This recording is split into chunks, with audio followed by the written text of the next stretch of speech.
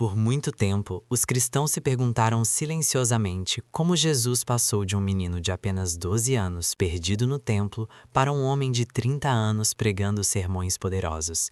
Parece um enorme buraco na narrativa. No entanto, recentemente, a verdade foi descoberta na antiga terra da Etiópia. No alto das terras altas etíopes, e como parte de uma Bíblia composta por 88 livros, existe um antigo evangelho escrito em uma língua muito esquecida. Esse texto agora guarda a chave para o mistério dos 18 anos da vida de Jesus. Junte-se a nós neste vídeo para descobrir o relato completo da vida de Jesus. Número 1. Etiópia, o moderno centro de artefatos cristãos. Em 2010, uma equipe de estudiosos e pesquisadores, trabalhando por meio de uma instituição de caridade britânica, recebeu uma permissão rara para fazer algo extraordinário. Eles puderam acessar e ajudar a preservar textos sagrados guardados em um dos mosteiros mais remotos e inacessíveis da Terra, o mosteiro de Aba Garima. Este não é um lugar para os fracos de coração. O mosteiro se agarra à encosta de um penhasco na região de Tigray, na Etiópia, a mais de 6.000 pés acima do nível do mar. Chegar até lá exige uma escalada exaustiva e perigosa. Por séculos, esse isolamento foi sua maior defesa. E o que os monges protegiam era extraordinário. 2 enormes livros antigos, hoje conhecidos como os Evangelhos de Garima. Segundo a tradição local, transmitida pelos monges por mais de 1000 anos, os evangelhos foram escritos pelo próprio Aba Garima, um nobre bizantino que fundou o mosteiro. A história diz que ele chegou de Constantinopla no ano 494 d.C. Os monges afirmam que Aba Garima não apenas escreveu os evangelhos, mas também os ilustrou, centenas de páginas, em um único dia. De acordo com a tradição, Deus impediu o sol de se pôr para que ele pudesse concluir a obra. Durante séculos, estudiosos ocidentais que ouviam essa história apenas sorriam. Parecia um belo conto, uma lenda piedosa. Alguns chegaram a ver os livros, mas presumiram que fossem muito mais recentes do que se afirmava. O estilo das ilustrações, a encadernação, tudo sugeria os séculos XI ou XII, como a maioria dos outros manuscritos iluminados. E a história de que Aba Garima os teria concluído em um único dia? Apenas uma metáfora para um milagre, pensavam eles. Então, a ciência entrou em cena. Os pesquisadores receberam permissão para retirar pequenas amostras das delicadas páginas e encadernações de pele de cabra para datação por radiocarbono. Esse tipo de evidência concreta corta através da lenda. As amostras foram enviadas ao laboratório. E quando os resultados chegaram, causaram ondas de choque nos campos da história da arte, da teologia e da arqueologia. Os evangelhos de Garima não eram do século XI, nem sequer eram medievais. A datação por carbono foi conclusiva. Os textos datam de algum momento entre 330 e 650 d.C. Isso foi uma revelação bombástica. Significa que os evangelhos de Garima são possivelmente os evangelhos cristãos ilustrados mais antigos existentes, séculos mais antigos do que o famoso livro de Kells na Irlanda. Em outras palavras, uma cópia totalmente ilustrada dos evangelhos já existia na Etiópia, enquanto o Império Romano ainda estava em colapso. O que havia nessas ilustrações? Elas revelavam o paradeiro de Jesus? Vamos descobrir. Número 2. Os 18 anos perdidos de Jesus. Essas ilustrações continham retratos dos apóstolos e cenas dos evangelhos, vibrantes, simbólicas e diferentes de tudo o que apareceu mais tarde na arte europeia. Elas revelam um estilo próprio, uma visão do cristianismo preservada em cor e luz ao longo dos séculos. As figuras nos evangelhos de Garima parecem mais semitas, mais do Oriente Médio, mais africanas, muito distantes da imagem loira e de olhos azuis de Jesus que se tornou o padrão europeu. Elas oferecem uma janela para a forma como os primeiros cristãos, vivendo mais próximos da fonte, imaginavam sua fé. Mas aqui está o ponto central. Os evangelhos de Garima provam que a tradição etíope de escribas é autêntica. Eles comprovam sua antiguidade. comprovam seu isolamento. Não se tratava de uma tradição copiada da Europa, era uma corrente paralela e original do cristianismo. E isso muda tudo. A Igreja Ocidental, à medida que tomou forma, tornou-se organizada e precisa. Queria uma história clara e simples. Precisava de um Jesus cuja missão divina começasse em um momento bem definido, seu batismo. No Ocidente, esse batismo é o botão de ligar. É quando o Espírito Santo desce e Jesus de Nazaré se torna Jesus Cristo, a figura pública. O que a maioria das pessoas não percebe é que os textos etíopes e os escritos apócrifos que eles preservaram destroem completamente essa ideia. Textos como o Evangelho da Infância de Tomé, amplamente lido na Igreja primitiva antes de ser banido no Ocidente, apresentam uma história radicalmente diferente. Nessas narrativas, o poder de Jesus sempre esteve presente. Ele não se tornou divino aos 30 anos. Ele nasceu divino.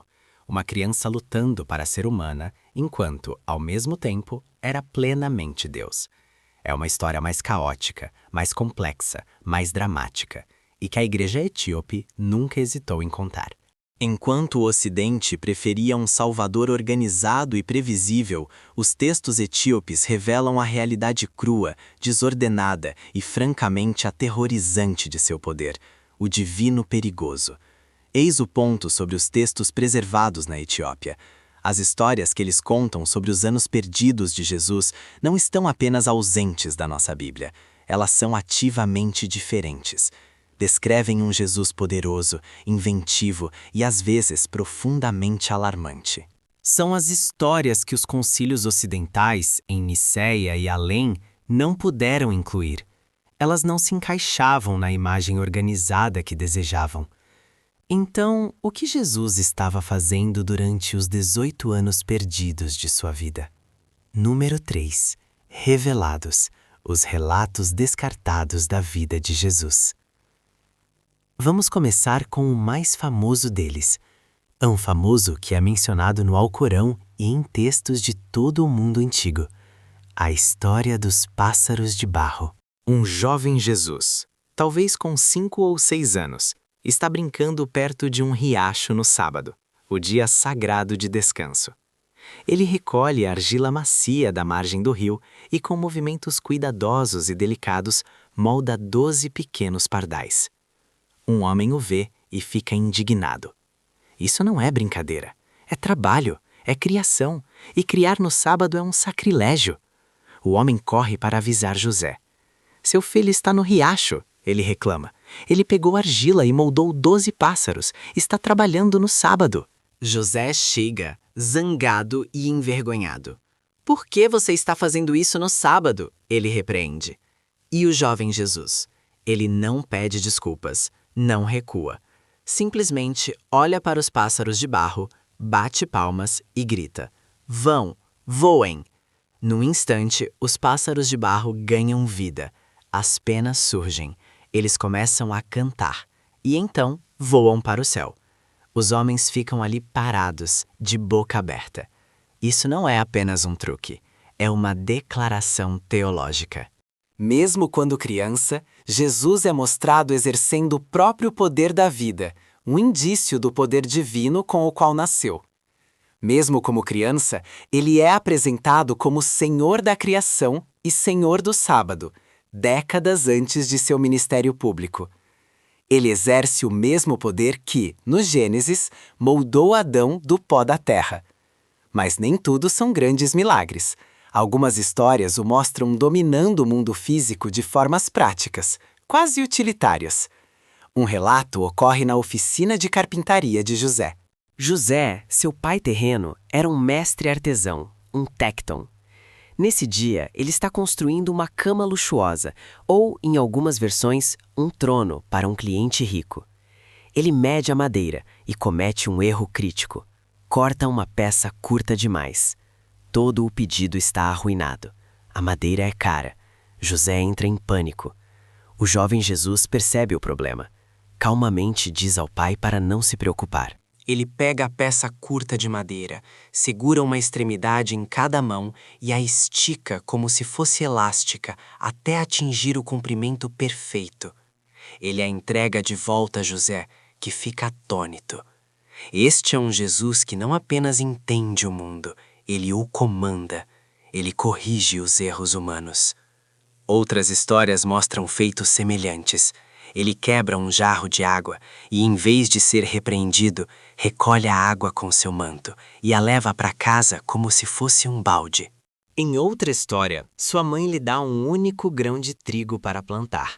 Ele o planta e imediatamente ele produz mais de 100 espigas, o suficiente para alimentar toda a família. Ele é um mestre dos elementos. Então, por que esse relato foi escondido? Ele realmente se perdeu ou foi enterrado de propósito? Continue assistindo para descobrir. Número 4. Os 18 anos perdidos. A maioria das pessoas não percebe o quão incompleta essa história realmente é. Os 4 evangelhos canônicos, Mateus, Marcos, Lucas e João, começam com relatos ricos e dramáticos do nascimento de Jesus. Temos pastores e reis magos, uma estrela guia e o aterrorizado rei Herodes. Acompanhamos Maria e José enquanto fogem para o Egito, desesperados para salvar a vida do filho. E então, a história praticamente para. Há apenas um único momento vívido da infância de Jesus. Ele aparece no Evangelho de Lucas, quando Jesus desaparece, é encontrado e retorna a Nazaré com seus pais. Ele lhes obedece. Cresce em sabedoria, em estatura e em graça diante de Deus e das pessoas. E então, nada. 18 anos de silêncio, um vazio repentino. A linha do tempo fica estagnada. A Bíblia canônica não oferece uma única palavra sobre onde ele esteve, o que fez ou o que aprendeu entre os 12 e os 30 anos. É um buraco negro narrativo. Quando a história finalmente retoma, Jesus já não é mais um menino. Ele sai do anonimato e entra no Rio Jordão, onde seu primo João Batista lidera um grande avivamento. Jesus é batizado. Os céus se abrem. Uma pomba desce. Uma voz troveja. Este é o meu filho amado. E a partir desse momento, começa seu ministério público de 3 anos. Os milagres, os sermões, as controvérsias e, por fim, a semana que mudou o mundo em Jerusalém. Mas e os 18 anos antes de tudo isso? Isso não é uma lacuna de fim de semana. É o espaço entre um menino e um homem. É o período em que ele teria aprendido o ofício de carpinteiro, quando teria lutado para entender quem realmente era, quando sua forma revolucionária de enxergar o mundo teria tomado forma, e ainda assim, somos orientados a não nos preocupar com isso. Quando historiadores e estudiosos bíblicos tradicionais são questionados, geralmente dão a mesma resposta: o silêncio é intencional. Eles argumentam que Jesus viveu uma vida tranquila e comum. Trabalhou na oficina de carpintaria de seu pai na pequena e insignificante cidade de Nazaré. Estudou a Torá, frequentou a sinagoga. Nada suficientemente dramático para ser registrado. Mas essa explicação sempre pareceu frágil, quase uma evasiva. Como um carpinteiro de uma vila obscura surge do nada e de repente fala com uma autoridade tão poderosa que abala impérios? Essa pergunta sem resposta alimentou séculos de especulação, e não uma curiosidade leve. Estamos falando de teorias ousadas e selvagens, algumas das mais fascinantes hipóteses da história humana. Que teorias surgiram dessa curiosidade? Continue assistindo para descobrir. Número 5. Jesus viveu na Índia. Teorias conspiratórias sobre a adolescência de Jesus. Uma das mais famosas é a teoria de que Jesus esteve na Índia. Isso não surgiu como uma ideia marginal da internet. No final do século XIX, um jornalista russo chamado Nicholas Notovich afirmou que durante uma viagem pelo Himalaia visitou um mosteiro no Tibete. Lá, monges teriam lhe mostrado antigos pergaminhos descrevendo um homem santo do Ocidente chamado Isa. Segundo esses textos, Isa viajou pela Rota da Seda. Estudou com brahmanes na Índia e com monges budistas no Tibete. Aprendeu suas práticas de cura, filosofias e tradições místicas, e depois retornou para casa para ensinar. Quando Notovitch publicou seu relato, causou sensação. A maioria dos estudiosos modernos o descartou como uma fraude. Ainda assim, a história se recusa a desaparecer. Há também a lenda britânica, ainda mais antiga. Segundo ela, Jesus teria viajado para a Inglaterra. A história diz que seu tio-avô, José de Arimateia, o mesmo homem que na Bíblia oferece seu próprio túmulo para o sepultamento de Jesus, era um rico comerciante de estanho. Ele viajava regularmente às minas de estanho da Cornualha, na Grã-Bretanha, e em uma dessas viagens teria levado seu jovem sobrinho consigo.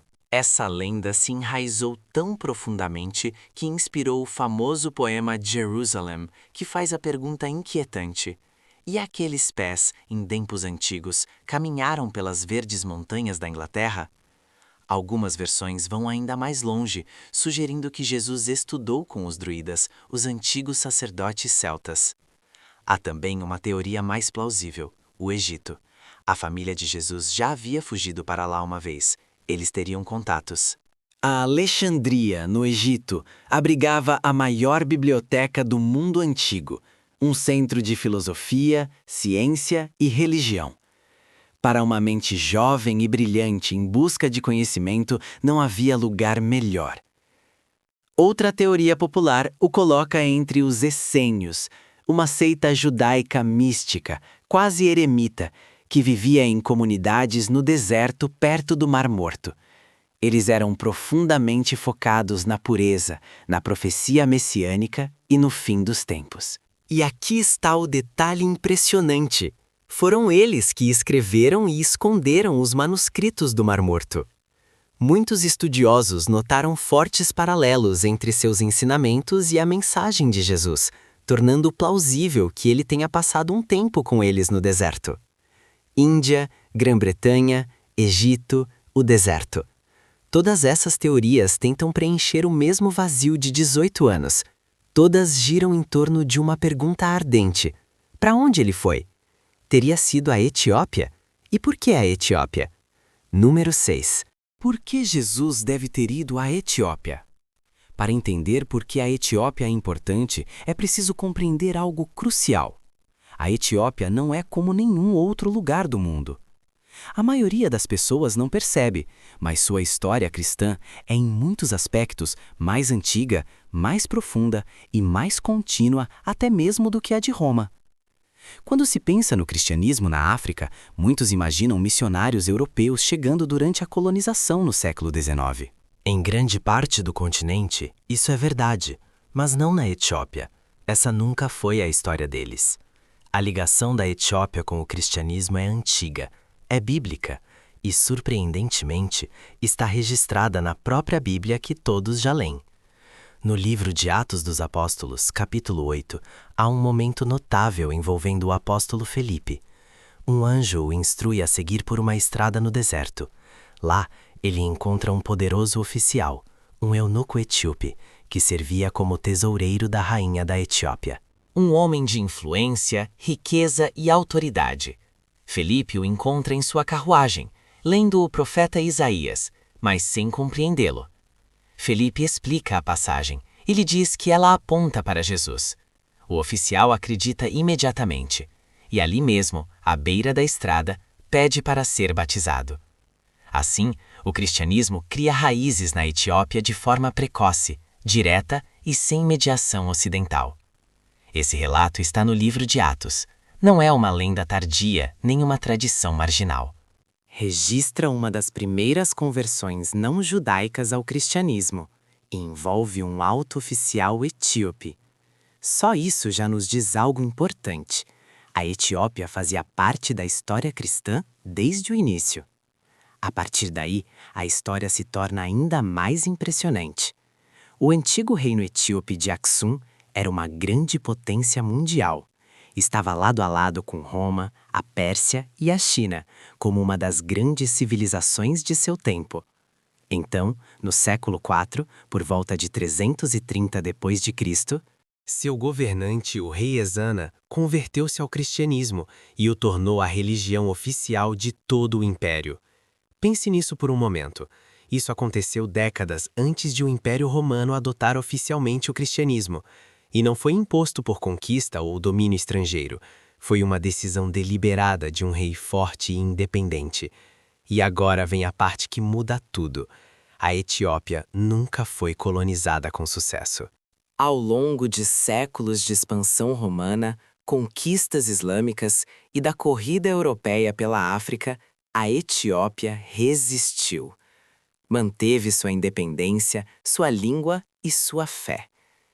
No alto de seus planaltos montanhosos, protegida por vales profundos e por uma forte tradição guerreira, o país resistiu. Seus mosteiros tornaram-se cápsulas do tempo. Enquanto a Igreja Ocidental, centrada em Roma, realizava concílios, padronizava doutrinas e, sejamos honestos, editava a fé, a Etiópia simplesmente preservava tudo. Enquanto imperadores e papas debatiam quais livros deveriam pertencer à Bíblia e destruíam textos rotulados como heréticos, a Etiópia mantinha sua própria tradição antiga. Essa independência permitiu que a Etiópia conservasse algo que a Igreja Ocidental perdeu, uma Bíblia diferente. Então, por que esse relato ficou oculto por tanto tempo? Continue assistindo para descobrir. Número 7. Com esses 18 anos desaparecidos. Vamos desacelerar e observar mais de perto a profecia. Miqueias diz algo impressionante. De ti, Belém, sairá aquele que governará Israel, cujas origens são desde os tempos antigos, desde os dias da eternidade. Isso sugere que Jesus não simplesmente apareceu em um momento da história. Sua história se estende até a eternidade. Mas essa frase é apenas linguagem poética? Ou é uma pista de algo mais profundo? E se esses dias antigos falarem não apenas de sua natureza divina, mas também da sabedoria, do entendimento e da experiência que ele adquiriu ao crescer, silenciosamente, pacientemente, em obediência? O livro de Hebreus acrescenta outra camada poderosa. Embora fosse filho, aprendeu a obediência por meio do que sofreu. Pare um momento nisso. Até Jesus aprendeu.